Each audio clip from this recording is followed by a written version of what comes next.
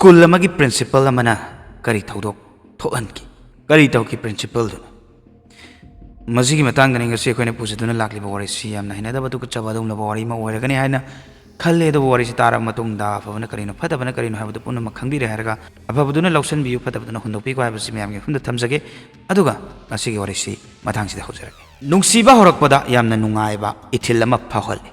हराव तयाम्बा मोमोनोकपा मियोय अनि नुंगसि चानना लैमिनदुना वंशी चुप्पा मिसक्सिगा लैमिनरगे हायदना चटमिनबा हौनरकपा ngaktani अदुबु नोंगमदी मदुगी नुंगसिबदो कायथरकपा होरखि वरेम लेबे फुमदुदगी तोंगानबा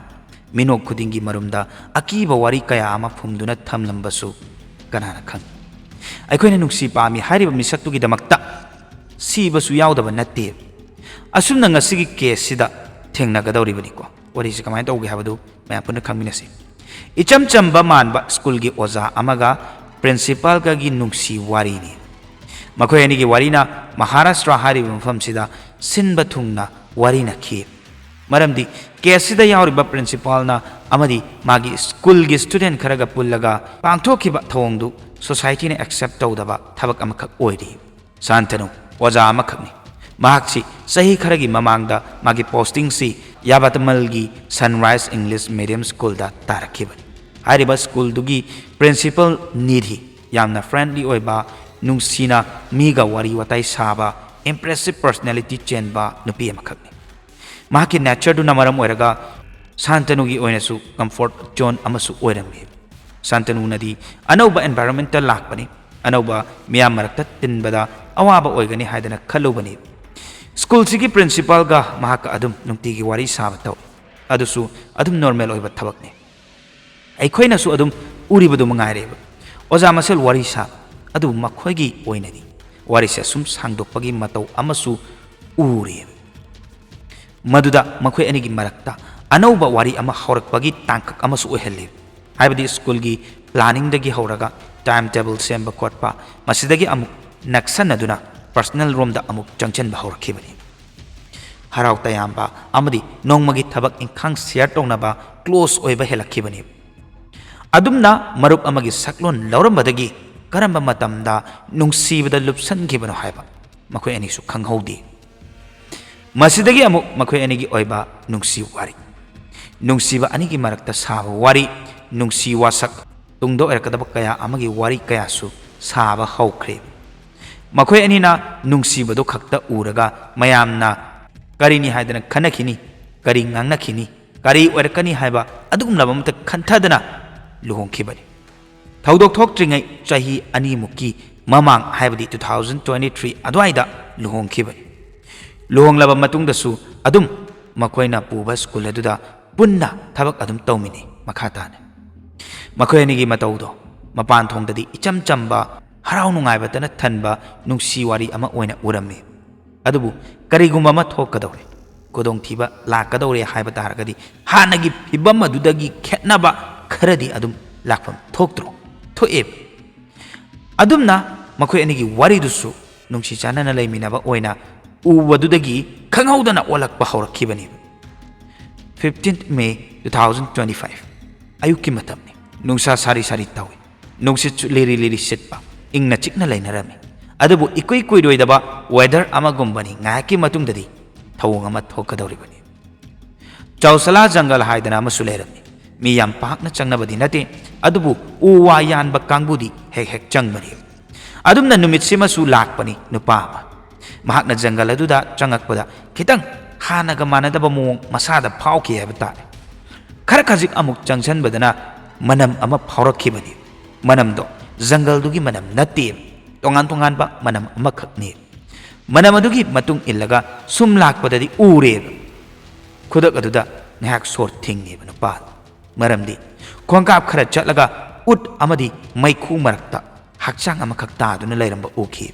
थवाय यावदना खोंग अदुकक थादोकलगा मथक थंगबा सरुक्ति लोइना चाक्थिएब हायबदि मसक्तुसु लौसनबा ngamdre हायबनि अदुबु मसक खंगदोकबा ngamba केसतुकी मतंगदा खंगबदा लायगदो पोसक खरदि फंखि मदुदी चाकपा हौररुबा टी-शर्ट अमदि अंडरगारमेंट नेब ngahak phibam du urba nupadu gyan ngahak mangbagumna wakal khanba ngamlamde ꯑꯗꯨꯕꯨ ꯑꯃꯨꯛ ꯋꯥꯈꯜ ꯈꯪꯂꯥꯛ ꯂꯥꯛꯇꯨꯅ ꯃꯍꯥꯛ ꯇꯨꯡ ꯍꯟꯗꯨꯅ ꯈꯨꯟ ꯂꯩꯔꯤꯕ ꯃꯥꯏꯀꯩꯔꯣꯝꯗ ꯂꯥꯛꯈꯤ ꯁꯣꯔ ꯇꯠꯄ ꯃꯈꯩ ꯆꯦꯜꯂꯛꯈꯤ ꯃꯈꯣꯡ ꯃꯈꯨꯠ ꯅꯤꯛꯄ ꯂꯣꯏꯅ ꯀꯥꯎꯈꯩ ꯆꯦꯜꯂꯛꯈꯤ ꯍꯥꯏꯕ ꯇꯥꯔꯦ ꯈꯨꯟ ꯃꯤꯌꯥꯝꯗ ꯇꯝꯗꯨꯅ ꯃꯐꯝ ꯑꯗꯨ ꯇꯥꯟꯅ ꯑꯃꯨꯛ ꯀꯧꯔꯛꯈꯤ ꯖꯪꯒꯜꯗꯨꯒꯤ ꯅꯥꯛꯌꯦꯠꯇ ꯅꯛꯅ ꯂꯩꯕꯁꯤꯡꯁꯨ ꯂꯣꯏꯅ ꯂꯥꯛꯅꯈꯤ ꯃꯇꯝꯗ ꯐꯥꯎꯕ ꯑꯗꯨꯝ ꯃꯩꯈꯨ ꯀꯥꯔꯤ ꯅꯝꯊꯤꯕ ꯃꯅꯝ ꯅꯝꯃꯤ ꯃꯌꯥꯝꯗꯨꯅ ꯋꯥꯍꯪ ꯀꯌꯥ ꯍꯪꯕꯁꯨ ꯍꯧꯅꯔꯛꯈꯤꯕꯅꯤ ꯀꯅꯥꯅꯣ ꯃꯁꯤꯕꯨ ꯃꯍꯥꯛꯅ ꯀꯔꯤ ꯇꯧꯔꯨꯕꯒꯤ ꯑꯣꯏꯔꯝꯒꯅꯤ ꯑꯁꯨꯝꯅ ꯇꯝꯊꯤꯔꯕ ꯃꯤꯁꯛꯇꯨꯕꯨ ꯀꯔꯝꯕ ꯃꯤꯅꯣ ꯍꯥꯏꯗꯅ ꯉꯥꯡꯅꯔꯝꯃꯦꯕ ꯇꯥꯟꯖꯥꯗꯨꯗ ꯃꯐꯝ ꯑꯗꯨꯗꯒꯤ ꯃꯤꯑꯣꯏ ꯑꯃꯅ ꯄꯨꯂꯤꯁ ꯀꯧꯕꯒꯤ ꯃꯇꯝ ꯆꯥꯅ ꯌꯧꯔꯛꯈꯤꯕ ꯄꯨꯂꯤꯁꯁꯤꯡ ꯂꯥꯛꯑꯕ ꯃꯇꯝꯗ ꯀ꯭ꯔꯥꯏꯝ ꯁꯤꯟꯗꯨ ꯌꯦꯡꯕ ꯃꯇꯝꯗ ꯑꯆꯝꯕ ꯑꯃꯗꯤ ꯑꯣꯏꯔꯔꯣꯏ ꯍꯥꯏꯕ ꯈꯪꯈꯤ evidence ayambana mutkhrabagumbani adubu forensic team na evidence amta chithadana ba haidana fajana section lairamba khudimak lokhatki ngasai panjakhiba firol matat singdusu yauna lokhatkibani khwaidagi maru oiba misaktu kanano haibadudi police nasu khangba ngamdraba matamda mafam adugi anakpa jaga singda handak thiba khangdaba miyoi leiragadi yam thuna police station da laktuna complaint tor o haidana khanghalami masidagi ikoi kuidana missing file ama thangalakibani Sunrise English Medium School dagi oza amaka mengna Santanu Desmukh neminini sure thiba phangdaba school na amadi imung manung na mahakpu thirakpani adubu thiba phangdana leiri haidana wakat palakibani pausi hek phangbadagi police na su chingnaba ama poktuna hairiba school sida lakibani aduga leiriba staff amadi oza singda wahang pahun tawramki police na Santanu mangkre haibagi pau lakpada ngakpadagi hena makoina school aduda laaba matungda staff singna haibadagi school dugi principal oriba Santanu gi nupi dusu school asida nemitini sidagi lakpa udi haiba pause taba sidana hena ngaklami nidhina mahak school da la oi haibagi leave explanation natragana atopa message amata yohalakteba nupa su mangkraba nupi su mangkraba aduga jungle dana maina chaktuna tumkraba hakchang ama wari sumsum khangjalaga dak romda lakpagum su tori police na school ge record tagi Santanu gi number do lokthok-lami aduga call record chingdu lokthok ba horami mahakna call tawrambagi list ta magi marup ngakta oina madak thangduna leirami madu ubada police na thawongsi magi marup singna pangthokpa oiridra haidra khanba horami aduga mafam amana jungle da phangli ba hakchang do Santanu ra natragana atopa amagi hakchang la haibadu sukhang natri masidagi makhatana magi marup sing dubu kaukhatuna wari watai shaba wahang hang batawrami aduga warida magi marup sing na wafam amasu hairame madudi 13 May da Santanu ga aikhoi unarame adubu crime dugi matang dadi karimta khangti aikhoi ga mari amata lainadi hairame loinana numituda unabagi photo su yenghalle maraksida amuk angakpa ama urureba police na madudi photo ududa Santanu na liba furitto crime scene da fangkiba furit adumakni ukibado masida siriba misakto Santanu ni haibadi khangba ngamleba adum mahakam dauna lekhidabano kanana hatpano halibigi maramna karigino haibaduni wahang singsigi paukhum miwe amakhaktana piba ngamgani madudi magi nupi nidhi nani police na makhata ba oina nidigi yumda lakhe hege obaga thonga hangdokpada nidiga thengnaki magi sakhamdu ubada yamna sontharaba ma oina oi loinena magi mamitasu tumba watpagi mamitarami sakham adusu wahang ama hangbagumna su tawi police na magi nupagi matangda hangba matamda sakham honglaga monga hadan haire aigi nupado neminini dagi halakti hairaki magi wangang aduda pakhatpa tension leiba depression leiba adagi sonthaba mami mataba udiba amta udi hai tariko situation aduda nupi amana magi mapuroi ba halaktre haibada utkadaba tho matau natteba mana ulakpado karigi mana thigaluge haidana khaludribano haidana khalleba aduga police na mangonda jungle da phangkiba oiriba fibam singdo uttuni yenghalleba adu phawda mahak atopa expression amata utteba police na magi yumda check tawgani haiduna su aduna tawba yaroi haidana thingi magi mawong adu ubududa hena police na chingnaba amasu oiramkhi yam thuna magi mayumda thijin humjin ba hawkhibani loinena nidibusu station da puraktuna hangba hawki madudasu criminal amana adum tawba mahak khangdi udi haidana adum khumlakhibani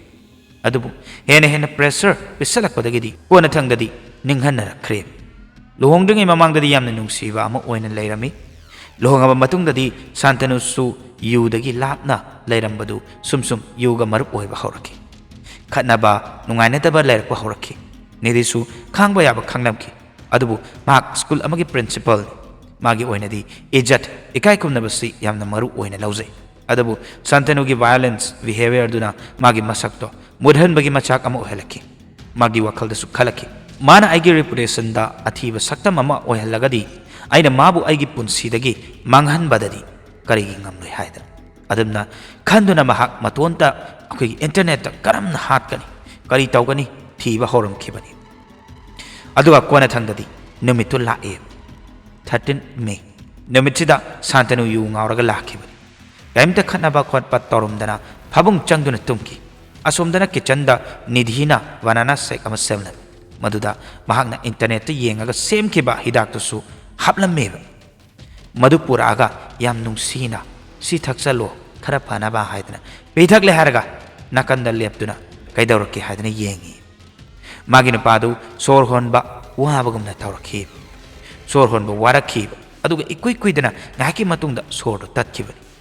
ꯃꯁꯤꯅ ꯂꯣꯏꯕ ꯅꯠꯇ꯭ꯔꯤ ꯃꯍꯥꯛ ꯅꯨꯄꯤꯅꯤ ꯃꯍꯥꯛ ꯃꯇꯣꯟꯗ ꯌꯨꯝ ꯑꯗꯨꯗ ꯂꯩꯕꯥꯛ ꯇꯧꯔꯒ ꯃꯤ ꯑꯃ ꯐꯨꯝꯕ ꯍꯥꯏꯕꯁꯦ ꯑꯔꯥꯏꯕꯃꯗꯤ ꯑꯣꯏꯔꯣꯏ ꯑꯗꯨꯅ ꯃꯍꯥꯛꯅ ꯌꯥꯝꯅ ꯃꯊꯣꯡ ꯆꯥꯗꯕ ꯊꯣꯡ ꯑꯃ ꯆꯠꯊꯈꯤꯕꯅꯤ ꯃꯥꯒꯤ ꯇ꯭ꯌꯨꯁꯟ ꯇꯝꯕ ꯅꯨꯄꯥ ꯃꯆꯥ ꯈꯔ ꯃꯍꯥꯛꯅ ꯀꯧꯗꯨꯅ ꯊꯕꯛꯇꯨꯗ ꯌꯥꯎꯍꯟꯈꯤꯕꯅꯤ ꯃꯍꯥꯛꯅ ꯊꯦꯝꯗꯨꯅ ꯁꯤꯖꯤꯟꯅꯩ ꯑꯩꯒꯤ ꯅꯨꯄꯥꯁꯦ ꯁꯤꯔꯦ ꯃꯄꯥꯟꯗ ꯃꯤꯅ ꯇꯥꯟꯅꯈ꯭ꯔꯒꯗꯤ ꯄꯨꯂꯤꯁꯅ ꯈꯪꯉꯛꯇꯅ ꯑꯆꯧꯕ ꯋꯥꯊꯣꯛ ꯑꯃ ꯑꯣꯏꯗꯅ ꯂꯩꯔꯅꯤ ꯑꯗꯨꯅ ꯍꯛꯆꯥꯡꯁꯤ ꯃꯤꯅ ꯎꯗꯕ ꯃꯐꯝꯗ ꯄꯨꯕꯤꯔꯒ ꯐꯖꯅ ꯐꯨꯝꯖꯤꯟꯕꯤꯔꯒꯦ ꯍꯥꯏꯗꯅ ꯉꯥꯡꯅꯔꯦ ꯅꯨꯄꯥ ꯃꯆꯥꯁꯤꯡꯗꯨꯗꯤ ꯑꯗꯨꯒꯨꯝꯂꯕ ꯆꯂꯥꯛ ꯀꯔꯤꯝꯇ ꯈꯪꯕ ꯅꯠꯇꯦ ꯑꯗꯨꯅ ꯃꯈꯣꯏꯅ ꯇꯧꯔꯒ ꯍꯛꯆꯥꯡꯗꯣ ꯌꯣꯝꯁꯤꯟꯗꯨꯅ ꯒꯥꯔꯤ ꯃꯅꯤꯡꯗ ꯍꯥꯞꯀꯠꯈꯤꯕꯅꯤ ꯄꯨꯗꯨꯅ ꯖꯪꯒꯜꯗ ꯂꯥꯛꯈꯤ ꯑꯗꯨꯝꯅ ꯐꯨꯝꯂꯒ ꯊꯝꯂꯝꯂꯁꯨ ꯐꯖꯅ ꯊꯝꯂꯝꯕ ꯅꯠꯇꯦꯕ ꯑꯗꯨꯒ ꯃꯁꯥꯗ ꯆꯤꯡꯅꯕ ꯑꯃ ꯑꯗꯨꯝ ꯄꯣꯛꯆꯈꯤ ꯍꯥꯏꯕ ꯇꯥꯔꯦ ꯑꯗꯨꯅ ꯃꯇꯣꯟꯇ ꯑꯃꯨꯛ ꯃꯍꯥꯛ ꯍꯜꯂꯛꯈꯤꯕꯅꯤ ꯍꯟꯗꯛꯇꯤ ꯃꯩ ꯊꯥꯗꯣꯛꯑꯝꯃꯒꯦ ꯍꯥꯏꯕꯒꯤ ꯋꯥꯈꯜꯗ ꯃꯍꯥꯛ ꯂꯥꯛꯈꯤꯕꯅꯤ ꯄꯦꯇ꯭ꯔꯣꯜ ꯍꯩꯖꯤꯟꯈꯤ ꯑꯗꯨꯒ ꯃꯩ ꯊꯥꯕ ꯍꯧꯏ ꯉꯥꯏꯍꯥꯛ ꯌꯦꯡꯗꯨꯅꯁꯨ ꯂꯩꯔꯝꯈꯤ ꯃꯃꯤꯠꯇꯒꯤ ꯄꯤ ꯃꯔꯤꯛ ꯑꯃꯠꯇ ꯆꯦꯟꯊꯗꯦ ꯅꯨꯡꯉꯥꯏꯇꯕ ꯄꯣꯛꯇꯦ ꯃꯍꯥꯛꯅꯗꯤ ꯈꯪꯖꯈꯤꯗꯦ ꯃꯍꯥꯛ ꯑꯊꯨꯕ ꯃꯇꯝꯗ ꯑꯗꯨꯝ ꯐꯥꯒꯅꯤ ꯍꯥꯏꯕꯁꯨ ꯑꯁꯨꯝꯅ ꯃꯍꯥꯛꯅ ꯀꯔꯤ ꯇꯧꯈꯤ ꯍꯥꯏꯕ ꯈꯪꯂꯕ ꯃꯇꯨꯡꯗ ꯀꯔꯝꯕ ꯆꯩꯔꯥꯛ ꯄꯤꯒꯅꯤ ꯍꯥꯏꯗꯅ ꯈꯟꯕꯤꯕꯅꯤ ꯀꯁꯇꯗꯤꯗ ꯁꯤꯟꯁꯤ ꯑꯣꯏꯔꯛꯅꯕ ꯍꯣꯠꯅꯕꯗ ꯃꯇꯦꯡ ꯄꯥꯡꯈꯤꯕ ꯃꯤꯑꯣꯏ ꯅꯨꯄꯥ ꯃꯆꯥꯁꯤꯡꯗꯨꯁꯨ ꯊꯝꯈꯤ ꯑꯉꯛꯄ ꯀꯦꯁ ꯃꯌꯥꯝꯁꯤꯁꯨ ꯂꯩꯇꯕ ꯅꯠꯇꯦ ꯂꯩ ꯃꯌꯥꯝ ꯑꯃ ꯂꯩ ꯃꯊꯪꯗꯁꯨ ꯑꯁꯤꯒꯨꯝꯂꯕ ꯀ꯭ꯔꯥꯏꯝ ꯁ꯭ꯇꯣꯔꯤ ꯃꯌꯥꯝ ꯑꯃ ꯄꯨꯗꯨꯅ ꯂꯥꯛꯆꯒꯦ ꯍꯥꯏꯕꯁꯤ ꯑꯩꯈꯣꯏꯒꯤ ꯆꯦꯅꯦꯜꯒꯤ ꯁꯥꯏꯠꯇꯒꯤ ꯊꯝꯖꯒꯦ ꯃꯌꯥꯝꯁꯨ ꯉꯥꯏꯕꯤꯔꯝꯃꯨ ꯑꯗꯨꯗꯤ ꯃꯇꯨꯡ ꯇꯥꯕꯗ ꯀꯔꯝꯕ ꯋꯥꯔꯤ ꯇꯥꯅꯤꯡꯉꯦ ꯍꯥꯏꯕꯗꯨꯁꯨ ꯑꯩꯈꯣꯏ ꯀꯃꯦꯟ ꯕꯣꯛꯁꯇ ꯍꯥꯏꯕꯤꯔꯝꯃꯨ ꯑꯩꯈꯣꯏꯅ ꯋꯥꯔꯤꯁꯦ ꯂꯤꯊꯣꯛꯆꯕ ꯃꯇꯝꯗ ꯁꯣꯏꯈꯤ ꯂꯥꯟꯈꯤꯕ ꯌꯥꯎꯔꯒꯁꯨ ꯃꯌꯥꯝꯅ ꯉꯥꯛꯄꯤꯒꯅꯤ ꯑꯗꯨꯗꯤ ꯉꯁꯤꯒꯤꯗꯤ ꯃꯇꯥꯡꯁꯤꯗ ꯀꯥꯏꯅꯔꯁꯤ ꯃꯊꯪꯒꯤ ꯋꯥꯔꯤꯗ ꯑꯃꯨꯛ ꯃꯌꯥꯝ ꯄꯨꯟꯅ ꯊꯦꯡꯅꯔꯁꯤ ꯌꯥꯏꯐꯔꯦ